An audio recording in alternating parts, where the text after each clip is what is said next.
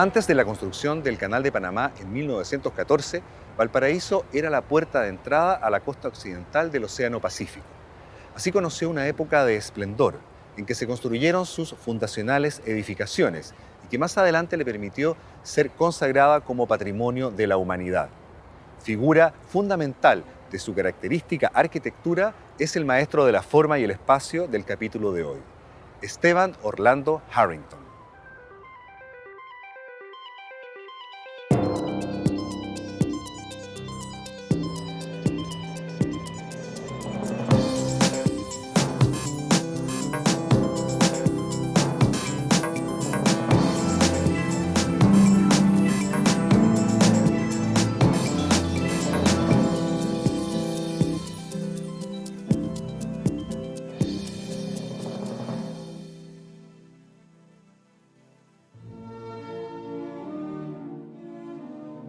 Harrington fue un hombre porteño y un hombre que nace en un Valparaíso que en ese minuto era el corazón de Chile. Era el centro comercial del país, era el centro neurálgico de su actividad cultural, industrial, y de donde partieron todas las primeras cosas. Se crea la primera bolsa de comercio, la primera cámara de comercio, que todavía está vigente, el primer cuerpo bombero, una época muy creativa y muy transversal. Hay que considerar que aún en esos momentos Valparaíso sí seguía siendo de alguna manera la capital financiera de Chile. Valparaíso se había posesionado como el puerto comercial, como la plaza comercial más fuerte del Pacífico Sur. Todo el tráfico marítimo que pasaba hacia la costa oeste de Estados Unidos pasaba por Valparaíso. Y por lo tanto hay que entender que era una ciudad muy importante, con mucha actividad, había mucha plata. Y por ser puerto y por esa actividad había mucho inmigrante. O sea, era una ciudad que había una inmigración importante inglesa, italiana, española, y además inmigración reciente. Por lo tanto, traían su forma de mirar el mundo y sus valoraciones arquitectónicas de los países de origen. Valparaíso fue hecho por inmigrantes. Es una ciudad disidente. Tiene el primer cementerio disidente del país. Es una ciudad que mezcla estilos. Es una ciudad un poco europea, un poco americana, tiene un poco de todo. Inglaterra era la potencia dominante lejos en ese minuto y una potencia marítima, y por lo tanto Valparaíso era la punta de lanza a través de la cual Inglaterra expresaba su influencia en el Pacífico. Y en ese ambiente de grandeza, muchas familias, no solo las castellano-leonesas que llegaron en épocas anteriores, sino incluso ya inmigrantes muy pobres que venían escapando de guerras mundiales y que les empieza a ir bien en el comercio, en distintas actividades, comienzan a realizar sus palacetes, sus palacios, tanto para vivir como sus grandes edificios para realizar sus comercios o sus actividades. Y muchos de ellos comienzan a realizar actividades pías. Esta es una ciudad en que la gente enriquecida quiere tanto a la ciudad que empieza a aportar edificios para toda la vida de Valparaíso. Su clientela sin duda es gente que tiene bastante poder económico. Y cuando tú ves que alguien que tiene bastante poder económico puede hacer bastante exigencia. Y si alguien hace exigencia es, entre otros, a un arquitecto que responda a esas exigencias, en el caso de Harrington.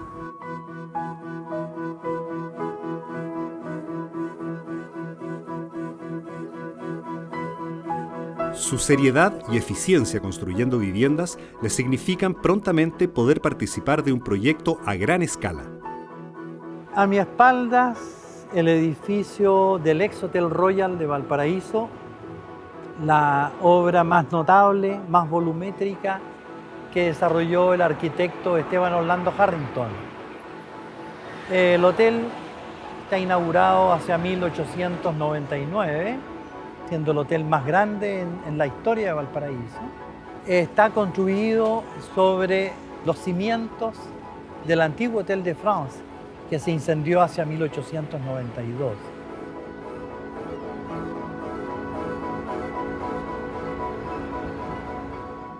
Incendiado en 1892, la familia Cousiño, su propietaria, decide reemplazarlo por un nuevo hotel. Harrington colabora con el avezado arquitecto Fermant para realizar el proyecto. Así, a fines del siglo XIX, se inaugura el emblemático y elegante Hotel Royal.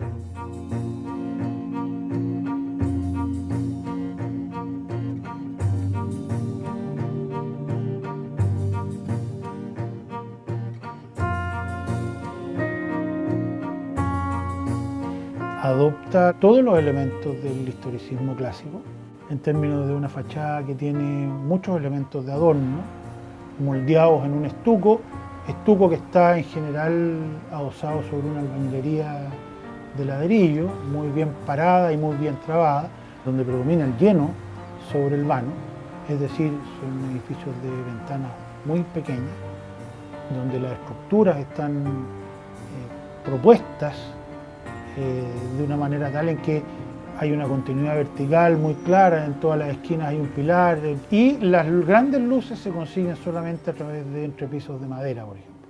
Maderas que tienen escuadrías cercanas a los 3x8, 3x8 son 20 centímetros de altura.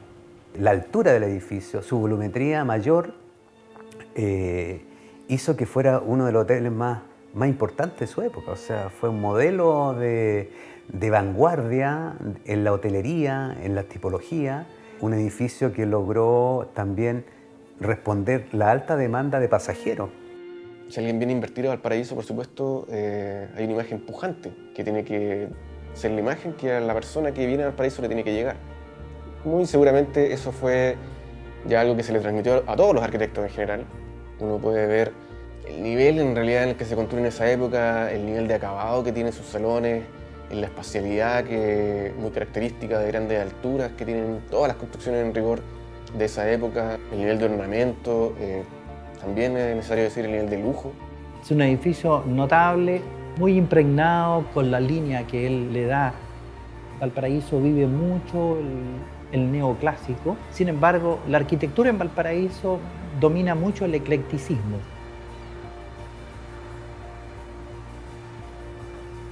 En la ornamentación que él utiliza, por supuesto que hay una mano de obra calificada, una mano de obra que ya no existe, pero que existe de forma muy particular, individual diría yo. Se podría decir que es una característica más artesanal en las ornamentaciones, sobre todo en yeso que utiliza en los edificios.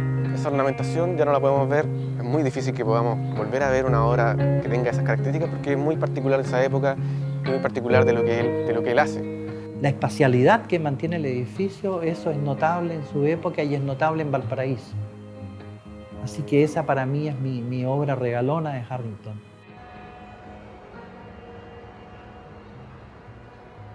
La Plaza Sotomayor es uno de los lugares del Plan de Valparaíso en donde se le ganó terreno al mar. En el siglo XIX que existía un muelle de pasajeros y otro emblemático hotel de Harrington construido en 1899 les daba la bienvenida.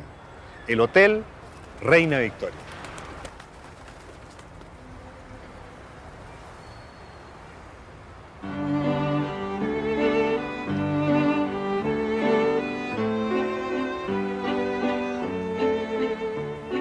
El Hotel Reina Victoria es un edificio cabezal, ¿cierto? Tiene que ver con el término de una manzana alargada que da el apoyo a la Plaza Sotomayor, pero hacia el otro costado es un edificio muy angosto. Por lo tanto, en ese caso, el desafío era cómo incorporar una serie de habitaciones para lograr el Hotel Reina Victoria y poder colocar todos los equipamientos necesarios, ¿cierto? Las circulaciones, los accesos, en un edificio de alojamiento tipo hotel en un pequeño espacio. Razona respecto a lo que se le está ofreciendo y establece una solución de su edificio respecto a esa situación urbana. Entonces, por ejemplo, todas las habitaciones están abalconadas hacia la plaza pública, estableciendo circulación interior hacia lo que es el otro edificio o hacia el espacio más privado. Es un edificio bastante curioso porque tiene un pasillo en el segundo piso con todas las puertas que dan a las habitaciones inmediatamente sobre la Plaza Sotomayor. Un handbook editado en Londres por ahí por los años 40 hablaba del Hotel Reina Victoria y recomendaba la habitación número tanto porque desde esa habitación, que es la que está sobre Blanco, esquina Plaza Sotomayor, tenía un dominio, una vista amplísima. Y ahí uno se da cuenta que era un hotel chico, pero muy bien emplazado. Es parte importante de la definición espacial de la caja cívica de la Plaza Sotomayor, fundamental. No solamente desde el punto de vista de la definición espacial, sino también sus adornos. Un edificio que lo que intenta también es generar estética en sus fachadas, porque esa estética es parte del patrimonio público. Y era porque había una conciencia que el edificio no solamente le era propio, sino que también era de todos. Y había que preocuparse, por lo tanto, de que este edificio pudiera contribuir al ornamento de la ciudad. Y es un edificio que además tiene varias particularidades. Mantiene la ubicación original de las líneas bases de la Plaza Sotomayor en su época. Tú sabes que eso se ha tenido que correr para ampliar la plaza en un par de ocasiones. Antes tenía en un costado un jardín que se eliminó, pero ese edificio lo encuentro maravilloso dentro de muchos más. Sin embargo, el esplendor del puerto vive un serio quiebre cuando en 1906 un violento terremoto, seguido de múltiples incendios, provoca serios daños en viviendas y edificios.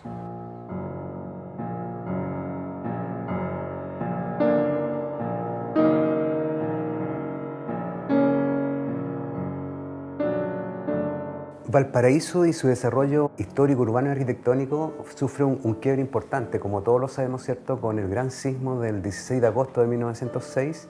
Y justamente es un periodo donde se abre la oportunidad para que grandes profesionales, arquitectos nacionales, pero también extranjeros, lleguen a Chile y a Valparaíso y haciéndose cargo de una serie de obras, ¿cierto?, obras nuevas, reconstrucciones, reparaciones. Y en ese sentido, Harrington, ¿cierto?, creo yo que sabe ubicarse y aprovechar esa oportunidad, que es justamente un momento donde es posible, ¿cierto?, entender esta paradoja. O sea, el terremoto de Valparaíso abre la posibilidad cierta de desarrollar los intentos de una nueva arquitectura. Estamos hablando a principios del siglo XX, con una ciudad en ruina, en que requería reconstruir la infraestructura, y el hormigón aparece como un elemento nuevo que llegaba a Chile en ese minuto, que la tecnología estaba disponible y permitía hacer grandes edificios. Pasar de la choza de madera o del galpón precario y poder usar materiales que permitieran construir edificios de mucho mayor tamaño. Permitió que una ciudad como Valparaíso y luego el país a su vez pudiera empezar a construir edificios de real importancia, edificios equivalentes a los que tenían las ciudades importantes del mundo. Hay mucha labor de Harrington que no es en rigor desde cero. Hay mucha de su construcción de su obra que es tomar lo que existió y remodelarlo, o reconstruirlo también en muchas ocasiones. Entonces yo creo que lo que pasó con el terremoto es un contexto que él toma, y su obra en gran magnitud estaba originada por eso. Se puede ver en los libros de obra existentes que hay un salto en su nivel de producción. El terremoto de 1906 para él fue una oportunidad, por así decirlo. Una oportunidad que la devolvió de buena forma a Valparaíso mediante su obra. Lo que sobrevivió a esa gran catástrofe del año 6 fueron prácticamente todos los edificios de Harrington. Se mantuvieron en su estructura firme, no sufrieron daños mayores, sino básicamente en sus exteriores, y fueron rápidamente recuperados. Entonces eso hizo que muchas familias ahora ya no le pidieran solo edificios, sino casas en los cerros. La alta demanda en la construcción de viviendas no le significa un impedimento para asumir complejos desafíos, como remodelar edificaciones seriamente dañadas. Es el caso del edificio crucero Luis Cousiño.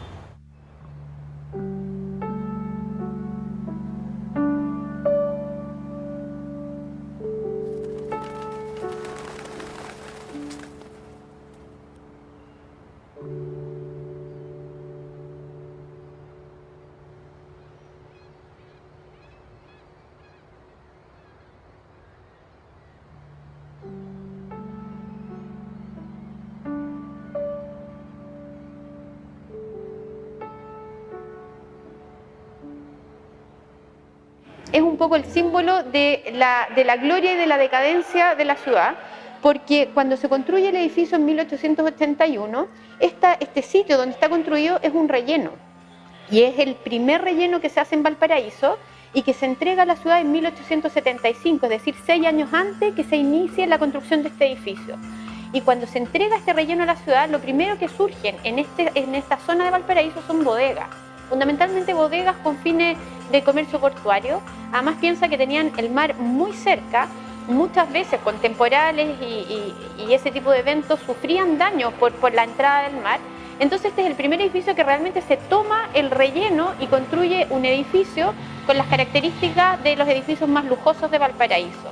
Entonces de alguna manera muestra, es una bandera de cómo Valparaíso le va ganando terreno al mar y crece este edificio en toda su gloria y majestad junto con el auge de toda la ciudad. Es uno de los pocos edificios que nos llegó desde el siglo XIX completo. Es un símbolo de la ciudad, porque está ubicado exactamente en medio de sus dos barrios principales, sus dos barrios del Plan, el barrio Puerto y el barrio del Almendral. Segundo, porque constituye la segunda línea costera de la ciudad. La primera línea estaba más atrás, por eso la forma del edificio curva, indicando la costanera de la ciudad, cosa que es muy bella por lo demás, y uno puede, visitando Cauciño solo por fuera, ver cómo corría la antigua costanera de la ciudad de Valparaíso y cómo se le quita terreno al mar. Hay una asimetría en las fachadas que reconoce los ejes de las calles y reconoce las vistas, pero no vistas desde el edificio, sino que como el edificio es visto.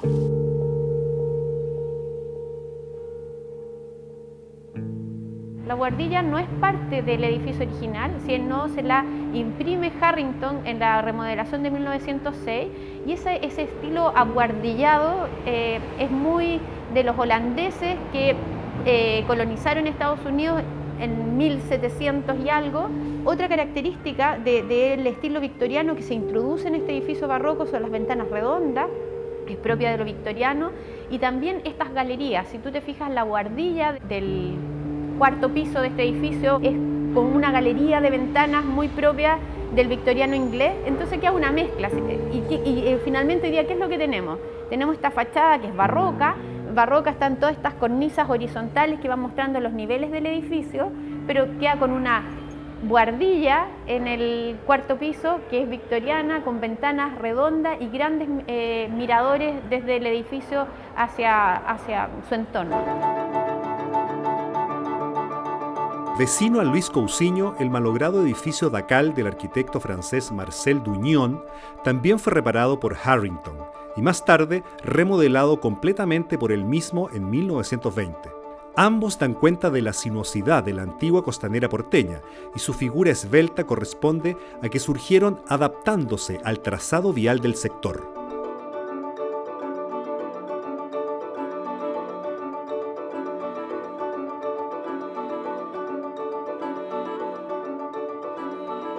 Es una prueba de que es posible a través de la arquitectura fortalecer la imagen y el funcionamiento urbano, en este caso a través de una morfología que es el edificio crucero, que es muy propio justamente de estos procesos de relleno constante de la ciudad de Valparaíso. Es notable la distribución que tiene interior de oficinas, de pasillos. Todo va apuntando en un triángulo. Ahí sale un poco de su estilo, algo ligado al eclecticismo, prácticamente dentro del neoclásico. Dan tal vez los primeros pasos en una arquitectura racionalista. Son edificios que uno ve y que reconocen una altura definida que participó él de esa definición. Él lleva esa coronación, él lleva esa altura, un poco el skyline que se habla entre los arquitectos, y él dialoga, materializa la manzana, una manzana que está en 2D, él la levanta y la hace 3D y la hace partícipe de la ciudad. Valparaíso logra entender desde su inicio que una de sus ventajas más maravillosas es un anfiteatro que mira al mar. Y eso requiere que las edificaciones tengan cierta altura. ¿Y qué altura se adopta? Se adopta la altura de las construcciones de uso de comercio exterior. los almacenes fiscales, las primeras industrias, mantienen la cota equivalente a estos 3 pisos más mansarda, como Harrington, o estos 4 pisos. Y esa es la línea propia de edificación natural de la ciudad. Esa capacidad de tomar un modelo y hacerlo porteño, por decirlo de alguna manera, yo creo que es el gran valor de Harrington hoy día.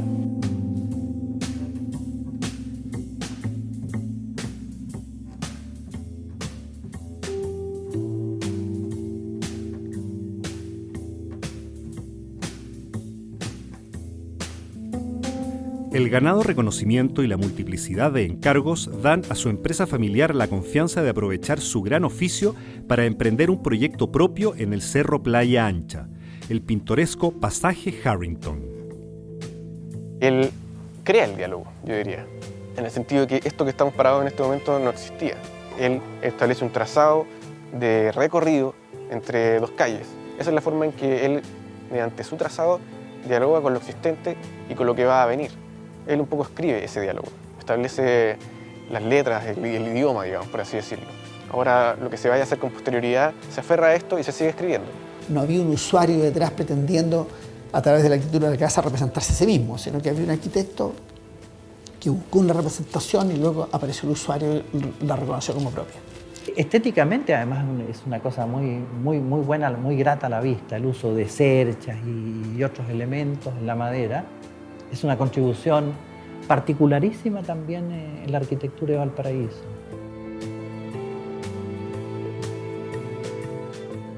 En aquella época llegan también a Chile las técnicas de carpintería mecánica. O sea, hablemos de tornos, sierras de calar y qué sé yo. Y eso permite la construcción de una serie de adornos que las viviendas de madera comienzan a tener. Él reservó una para su casa habitación en un momento, y luego de esta obra, circa 1908, comienzan varios otros arquitectos en Valparaíso, de alguna manera, a replicar o a utilizar y al mismo tiempo a darle también a ese sector del barrio Playa Ancha, del barrio Gran Bretaña, una particularidad muy especial. Él tiene muy claro que construir un conjunto no es colocar muchos palacetes juntos, sino que estructurar una especie de trama urbana que funcione para la ciudad, para el barrio, y sea también al mismo tiempo muy eficiente como arquitectura privada. Aparece él y propone un conjunto de casas de un carácter residencial, de un buen nivel de arquitectura y una muy buena calidad de construcción, y que hasta el día de hoy ahí se mantiene, son ejemplos. Todas en madera, y cada una de ellas con sus ciertas propias características. Entonces yo diría que en eso fue una especie de precursora.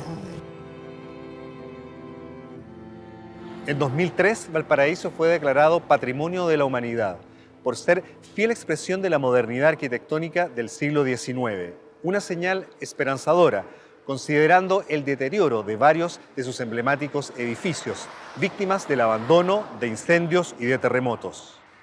Cual barco señero en el barrio Puerto será el edificio Luis Cousiño, adquirido por el Duoc, el emblema de la nueva reconstrucción.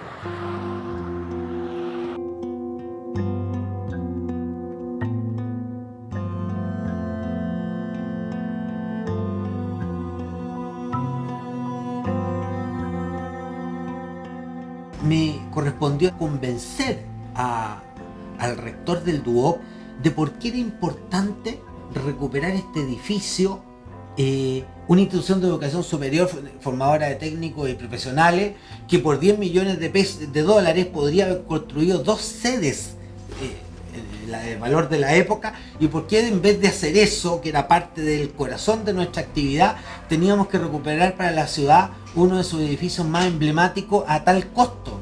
Si este edificio lo hubiésemos votado, nos habríamos olvidado de todas las cosas que ocurrieron en nuestra ciudad y que tienen que ver con lo que somos hoy día. Pero 4 años de dificultades e incansables gestiones casi resultan inútiles a causa del intenso terremoto del año 2010.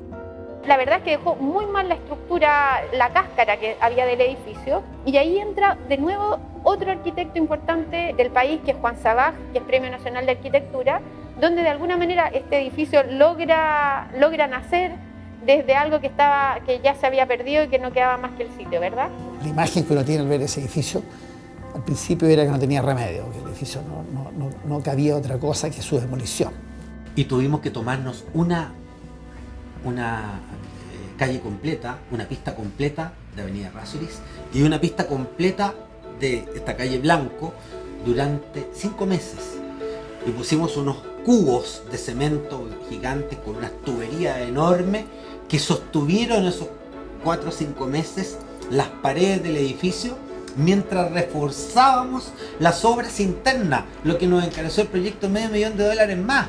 Finalmente a uno le toca hacer el plano y reflejar en eso todas las expectativas. Y a Dios gracias fueron cumplidas, porque la verdad todo el mundo quedó muy contento con el edificio. Y también yo quería destacar un tema importante, que el propio Duoc, a su vez, reconociendo esto, toma una decisión que es inédita en un edificio privado, que es entregarlo al uso público. Y el año 2011, cuando este edificio se restaura y se le entrega de vuelta a la ciudad, y además como una institución de educación, que eso es muy propio de la comunidad, donde participa mucha gente, no es un edificio privado, además que no solamente se abre como un centro de estudio de enseñanza superior en Chile, sino que además tiene un centro de extensión, tiene un teatro, tiene un centro de exposición. Es muy parte de la ciudad, es un primer piso muy público, y por lo mismo la ciudad lo siente como que recupera el esplendor de Valparaíso. Y yo diría que eso fue lo notable del edificio, el darse cuenta, primero, que se rescata un edificio en el rol que tenía, pero en un nuevo rol para la ciudad, de ser enhebrador de una red de edificios en que lo que están buscando es rescatar la vida. Como paso básico es que el edificio le sirva a alguien. Si ese edificio no le sirve a nadie y no se usa, para la vuelta de 3 años va a haber que volver a restaurarlo. El abandono es lo que destruye los edificios. Los porteños lo ven como una bandera de su misma historia. Surgió cuando Valparaíso le ganó al mar, decayó junto con Valparaíso, se quemó cuando todos se quemaron y resurgió cuando están todos resurgiendo. Quizás muy pocos arquitectos han tenido la suerte de encontrar un medio y un contexto que les permita realizar su obra con desafíos y ámbitos tan diversos como sucedió con nuestro admirable Esteban Orlando Harrington. Es notable encontrar en Harrington esta pluralidad y esta capacidad para poder simultáneamente desarrollar distintas tipologías, porque a veces uno encuentra profesionales, como encuentra artistas a veces, que dan un solo estilo. Sin embargo, en él hay una variedad de capacidades. Transita él sus capacidades con mucha soltura, o sea, se mueve en uno y otro terreno y en distintas materialidades. O sea, Harrington se adelanta a su época y permite establecer una serie de códigos y de relaciones arquitectónicas del espacio que son antecesoras justamente de esta limpieza y de esta arquitectura moderna que se va a desarrollar mucho después. Entonces, el aporte de Esteban Harrington va mucho más allá del tema constructivo. Esa es la gracia que tuvo él, de que de alguna manera él ayudó a construir el Valparaíso que hoy día nosotros nos imaginamos. Y yo creo que la arquitectura básicamente tiene que hacer eso, reflejar el momento en que le toca hacer una obra. Y en ese sentido es arte. Después, afortunadamente están los edificios parados y eso demuestra que el desarrollo de su técnica, de su dominio del oficio es importante. Entonces yo creo que en ambos casos lo hizo bien. Y lo que uno ve de la ciudad hoy día efectivamente son edificios. Y dentro de esos edificios, gran parte de la obra de Harrington se encuentra todavía en pie. Así que desde una perspectiva de Valparaíso patrimonial, la obra de Harrington es señera.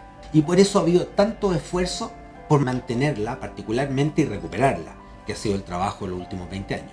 Hay un relato de cuando él murió, creo que el club de yates, donde él pertenecía, en que en el obituario relatan un poco la vida que ha tenido él y la forma trágica en la que murió. Recordemos que murió atropellado por un tranvía. Y relata en ese texto que él, después de una prolífica carrera que extendió hasta lo último de sus días, él lamentablemente ha sido atropellado trabajando. Hasta el último día fue capaz de ir a su oficina y seguir trabajando y seguir un poco construyendo Valparaíso.